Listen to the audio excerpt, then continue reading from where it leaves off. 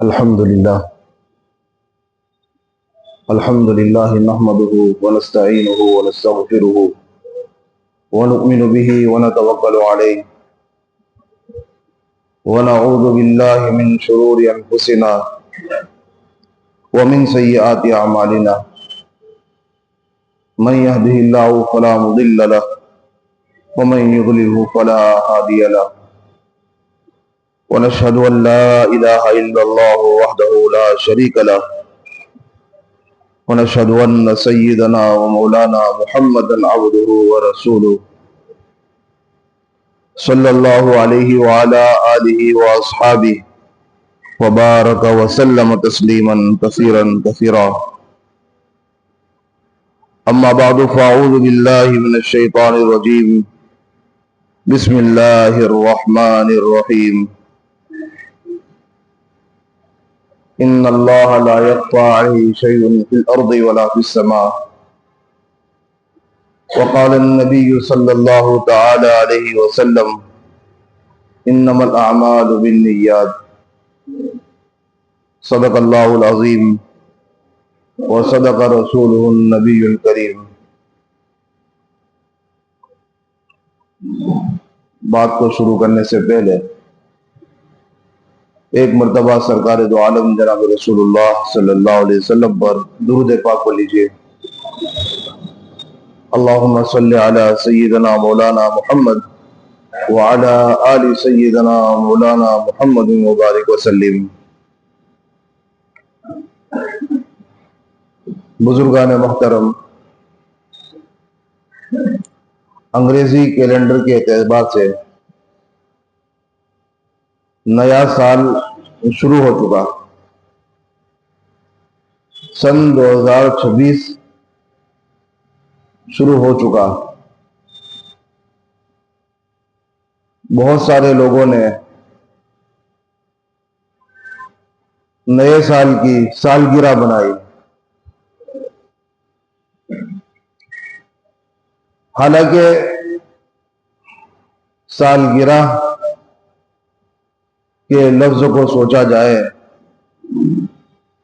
تو دوسرے الفاظ میں اگر یوں کہوں تو شاید غلط نہیں ہوگا کہ ایک سال گر گیا. تیری زندگی کی اللہ نے جو سالوں کے اعتبار سے تعمیر کی تھی، کسی کی تعمیر 60 سالوں کی ہے، کسی کی تعمیر 70 سالوں کی ہے، کسی کی زندگی کی تعمیر کم و بیش 30-40 سال کی ہے. تو اللہ نے جو سالوں کی جو اینٹیں لگائی ہے، ان سالوں کی اینٹوں میں سے ایک اینٹ گر گئی. بہت سارے لوگوں نے خوشیاں بنائی اور اللہ رب العزت کو ناراض کیا. اس کے اندر مسلمان بھی شامل تھے. اب ان مسلمانوں کو بیچاروں کو یہ پتہ نہیں تھا، یا پتہ تھا تو اس بات کو بھول چکے تھے کہ سال کی خوشیاں بنانے کے اندر اللہ اور اس کے رسول کو ناراض کر رہے تھے. یہ بہت افسوس کا مقام ہے. اب خیر بھول ہو گئی، جو ہو گیا وہ بیت گیا. موقع ہے، زندگی کے لمحات باقی ہیں، سانسیں چل رہی ہیں، تو جو ہو گیا اس کے اوپر معافی تلافی بھی ممکن ہے. ہمارا بندوں کا اور اللہ کا معاملہ ہے. اللہ تعالیٰ کے سامنے معافی مانگ لیں گے، اللہ تعالیٰ معاف کر دیں گے. تلافی ممکن ہے، ابھی وقت ہے. اللہ رب العزت اس وقت تک توبہ کو قبول فرماتے ہیں، گناہوں کو معاف فرماتے ہیں جب تک اس کا جان کلی کا عالم نہ آ جائے، گرگرے کی حالت نہ آ جائے. سکرات کا وقت جب تک نہیں آیا وہاں تک توبہ ممکن ہے. بہرحال نیا سال نیا آغاز، نیا سال نیا آغاز، نئی شروعات کرتے ہیں ہم. اور جس چیز کی شروعات اچھی ہوتی ہے اس کا اختتام بھی اچھا ہوتا ہے. آغاز اچھا، انجام اچھا. سال کی شروعات ہے، سال کا آغاز ہے، ہم کچھ نئے عزم و ارادے کریں. ہم اس سال نیتوں کو ٹھیک کریں. 2026 کا سال میرے مولا میں اپنی نیت کو ٹھیک کروں گا. میرے مولا 2026 کا سال جو آپ نے مجھے عطا فرمایا ہے، یا اللہ اس سال میں آپ کے حکموں کو پورا کروں گا، آپ کے حبیب جناب رسول اللہ صلی اللہ علیہ وسلم کے طریقوں کو جان جان کر، سیکھ سیکھ کر ان طریقوں کو پر عمل کروں گا. یہ نیتیں کریں. اور مومن کی نیت اس کے عمل سے بہتر ہوتی ہے. نیت المؤمن خیر من عملی، کہ ایمان والے کی جو نیت ہوتی ہے اس کے عمل سے ہی بہتر ہوتی ہے. کیونکہ نیت ہی ہوگی کوئی عمل کرے گا انسان. اگر نیت ہی نہیں ہے کوئی کام کرنے کی تو عمل کیسے کرے گا؟ نیت ہے، ارادہ ہے، تو اللہ تعالیٰ اس کو عمل کی توفیق بھی دیتے ہیں. تو سب سے پہلا اس نئے سال کی شروعات کے اندر ہم اللہ تعالیٰ سے نیت کے ٹھیک ہونے کو مانگیں. اے اللہ میری نیت کو ٹھیک کر دے. میں اس کو آپ کو مثال دے کر سمجھاتا ہوں کہ نیت کتنی اہمیت کی حامل ہے. نیت کا اچھا ہونا کتنی ضروری بات ہے. کوئی انسان مسجد کو گراتا ہے، کوئی انسان مسجد کو گراتا ہے، شہید کرتا ہے، اس کی نیت یہ ہے کہ میں اس کو شہید کر کے دوبارہ اچھی طرح اور اچھی اس سے بہتر تعمیر کروں گا. تو اس کی گرانے کی جو نیت ہے اس کے اندر ساتھ ساتھ میں اس کی نیت یہ بھی ہے کہ میں اس سے بہتر کو تعمیر کروں گا. تو اس کا اس مسجد کو گرانا کار ثواب ہے. اور کیونکہ اس کی نیت ٹھیک ہے. اور اگر کوئی شخص مسجد بناتا ہے، عالی شان مسجد، ساری چیزیں بہتر سے بہترین اندر رکھی ہے، لیکن اس کی نیت ٹھیک نہیں ہے.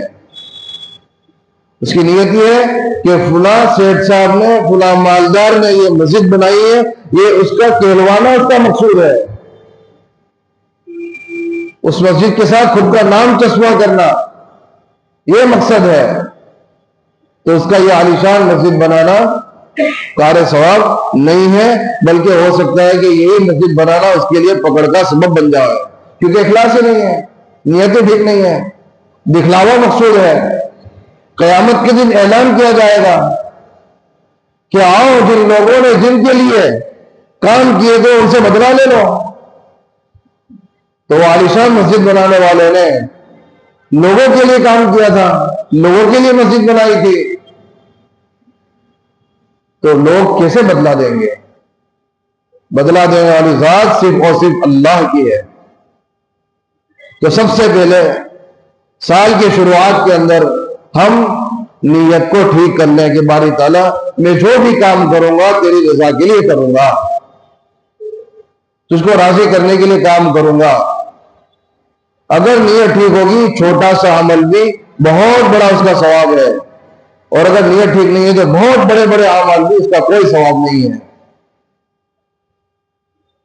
نیتیں ٹھیک رکھیے، اخلاص رکھیے، چھوٹا عمل بھی کارآمد ہو جائے گا.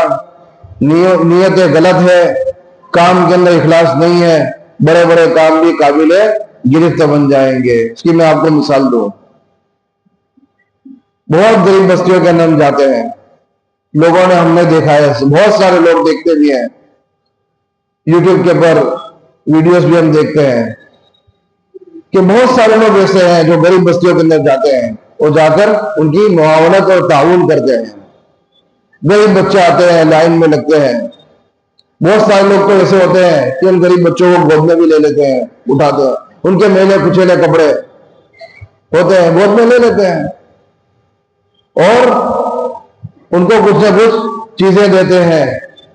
ان کے جو بڑے حضرات ہوتے ہیں ان کو سامان دیتے ہیں، کٹس وغیرہ تقسیم کرتے ہیں، لیکن ان کا یہ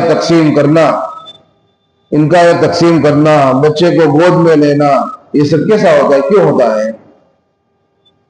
ان کا مقصد یہ ہوتا ہے کہ لوگ ہم کو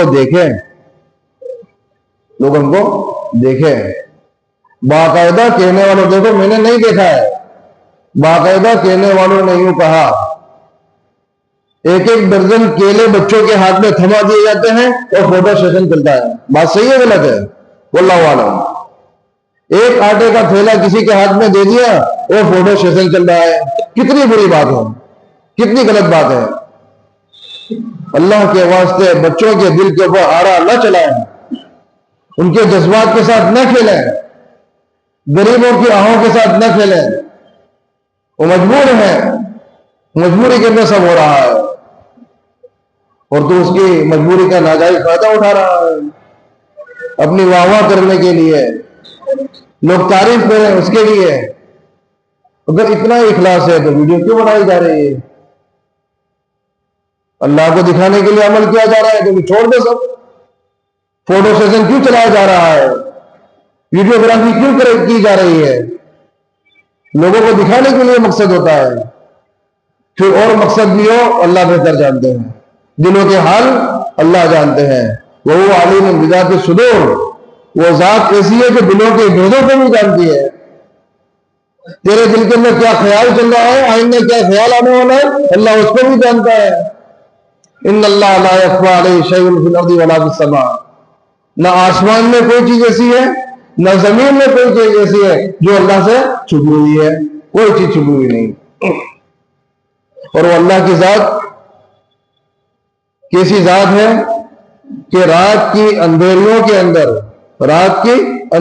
اندر کالی چوٹی جو چل رہی ہے اس کے چلنے کی آہٹ کو بھی باری تعالیٰ جانتے ہیں اور دیکھتے ہیں۔ کتنی بڑی بات ہے۔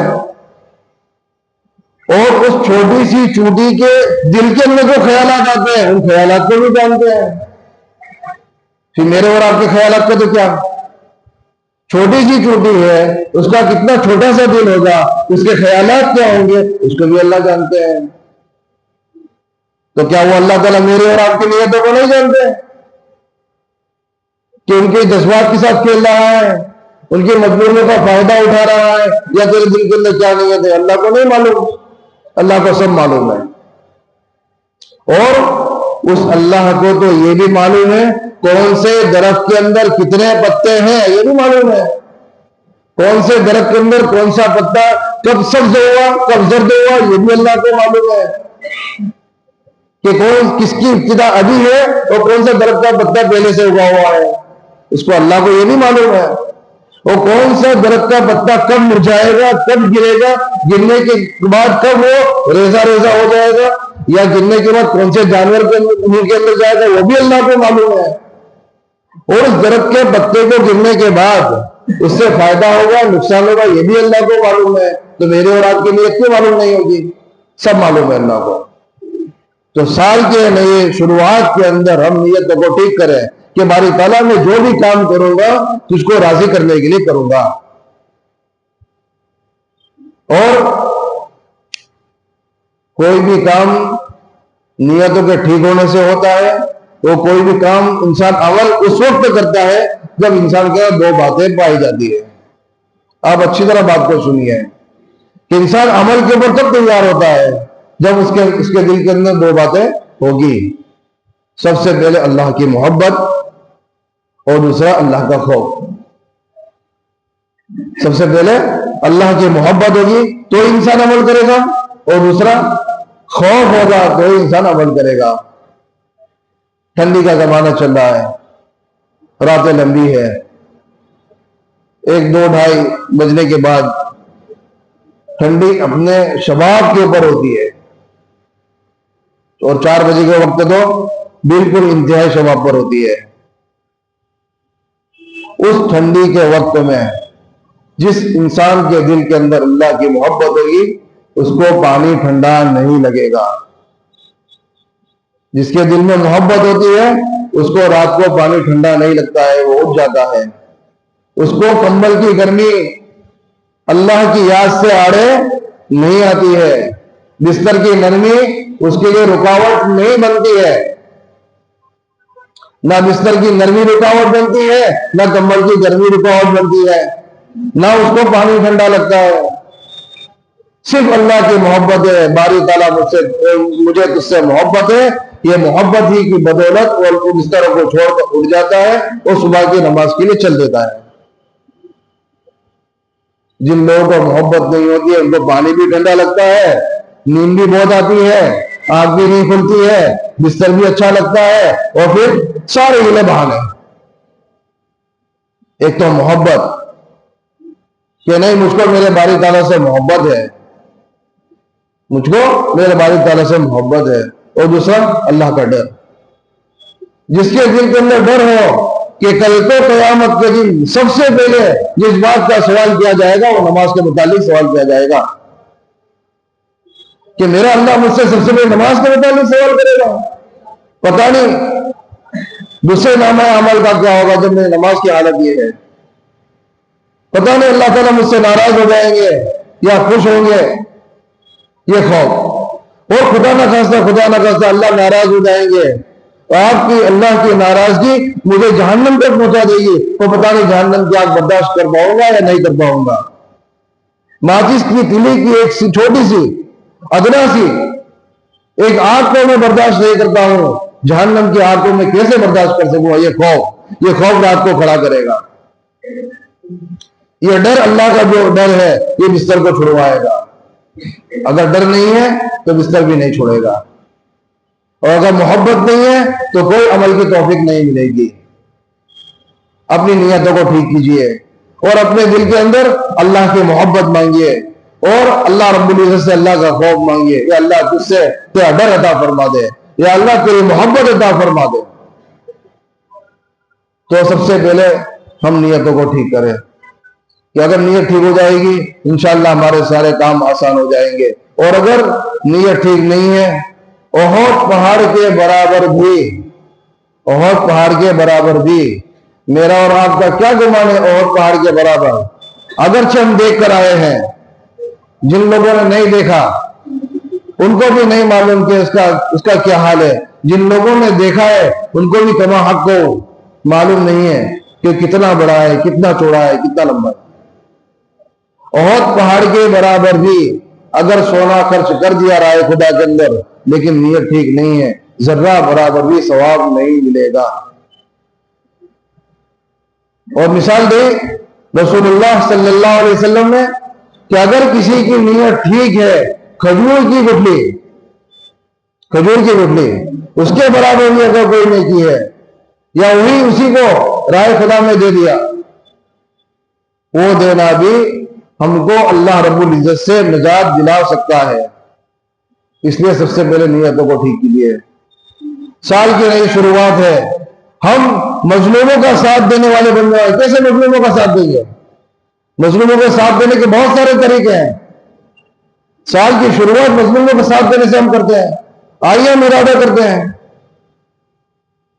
کیا ہے ان کا ساتھ دینا؟ کیا ہے ان کا ساتھ دینا؟ یہ ہے رات کو اٹھ جائیے، اگر نہ اٹھ سکتے ہو سونے سے پہلے بستر پر جانے سے پہلے مصلی بچھائیے اور ان کا ساتھ دینے والے بن جائیں۔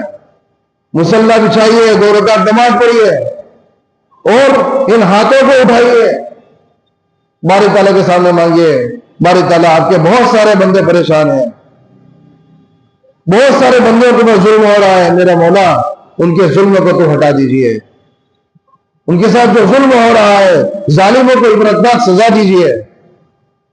یہ اللہ تعالیٰ سے دعا کیجئے، مظلوموں کو ساتھ دینے والے بنے۔ ہم کچھ نہیں کر سکتے ہیں، دعا ضرور کر سکتے ہیں۔ اگر خدا نہ خواستہ ہم نے مظلوموں کے لیے اگر دعا بھی نہ کی اور ظالموں کو ظلم سے روکنے کے لیے اگر ان کے حق میں بددعائیں نہ کی تو پھر باری تعالیٰ کو ہم پکڑے جائیں گے۔ پھر وہ لوگ پوچھیں گے جن کے ساتھ ظلم ہو رہا ہے، ہمارا قیامت کی دامن پکڑیں گے کہ باری تعالیٰ یہ وہی لوگ ہیں جو اپنے آسائشوں کے اندر، آرام کے اندر اپنی مستیوں کے اندر، اپنے مالوں کی فراوانی کے اندر ان کے پاس ساری سہولیات موجود تھی، یہ سب بھول رہے تھے کہ ہمارے ساتھ کیا ہو رہا تھا۔ تو مظلوموں کی آواز بنیے، مظلوموں کا ساتھ دینے والا بنیے۔ مظلوموں کا ساتھ یہ ہے کہ ان کے لیے ہم دعا کریں گے، ان کے لیے دعا کریں گے۔ غریبوں کا غمخوار بنیے، غریبوں کا ہمدرد بنیے اور نیتیں ٹھیک کیجیے۔ غریبوں کا غمخوار بنیے، غریبوں کا ہمدرد بنیے اور ساتھ ساتھ میں نیت ٹھیک کیجیے۔ آپ کو مثال دو کہ مدد کیسے کی جاتی ہے اور نیتیں کیا ہوتی ہے۔ آپ کو مثال دیتا ہوں، دربار رسالت کے اندر کہیے صلی اللہ علیہ وسلم، محمد الرسول اللہ صلی اللہ علیہ وسلم ایک جگہ پر تشریف فرمائے۔ ایک صحابی آئے، یا رسول اللہ صلی اللہ علیہ وسلم، میرے پڑوس کے اندر، میرے بالکل مکان سے لگ کر جو بازو والا مکان ہے، اس مکان کے اندر ایک درخت ہے، پھلدار درخت۔ وہ درخت شاید کھجور کا تھا۔ یا رسول اللہ صلی اللہ علیہ وسلم، اس درخت کا سایہ میرے گھر میں بھی پڑتا ہے اور اس کے پھل ٹوٹ کر میرے گھر میں گر جاتے ہیں۔ میں غریب ہوں، میرے چھوٹے بچے ہیں، جب وہ پھل گرتا ہے میرے گھر کے اندر، میرے بچے اٹھا لیتے ہیں اور اٹھانے کے بعد پھل کو کھا لیتے ہیں۔ جب وہ میرا پڑوسی دیکھ جاتا ہے کبھی کبھی تو کیا کرتا ہے، میرے بچے کے منہ میں سے چھین لیتا ہے، ہاتھ میں سے چھین لیتا ہے۔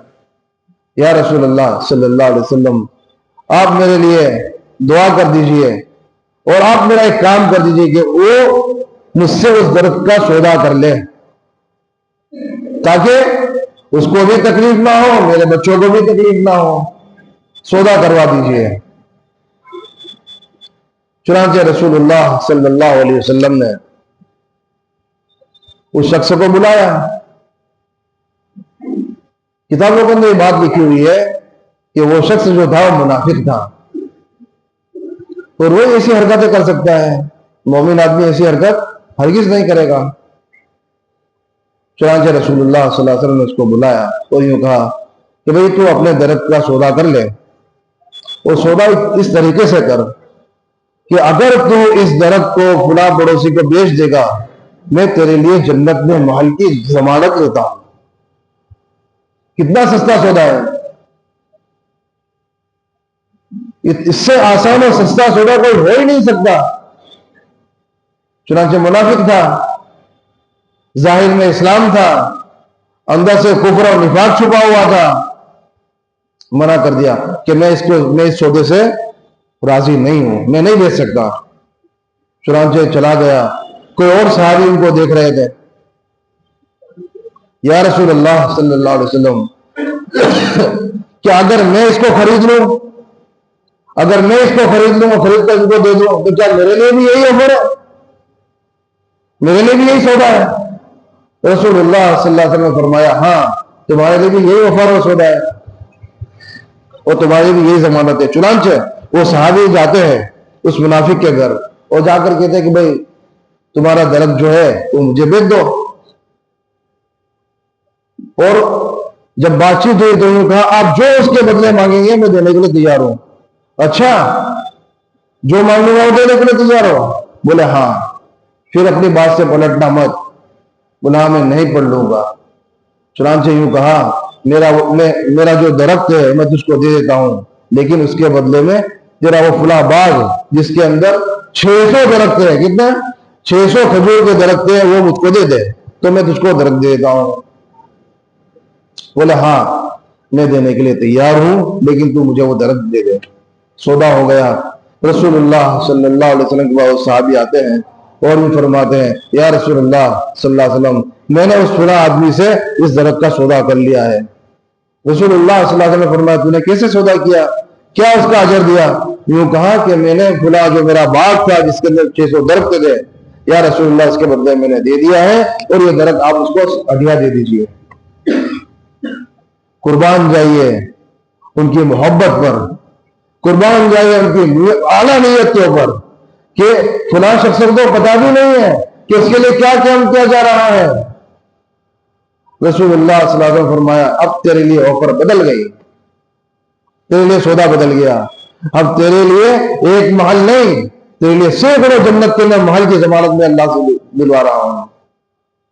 اس لیے میرا محترم، سال کی شروعات ہم اچھے ارادوں سے کرتے ہیں، اچھی نیتوں سے کرتے ہیں، اور اس تمنا امیدوں سے کرتے ہیں کہ ہمارا آج کے بعد کی زندگی باری تعالیٰ گناہوں کے اندر نہیں گزرے گی، باری تعالیٰ یہ نیا سال ہمارے لیے گناہوں سے بچنے کا ہو، یا اللہ یہ نیا سال آپ کے حکموں کے مطابق چلنے کا ہو اور رسول اللہ صلی اللہ علیہ وسلم کے طریقوں پر عمل کرنے کا ہو۔ باری تعالیٰ اس سال کو ہمارے لیے ایسا بنا دیجیے، ہم دعا کریں گے انشاءاللہ، باقی بات آئندہ کریں گے، اذان ہوگی اس کے بعد سنتیں پڑھیں گے۔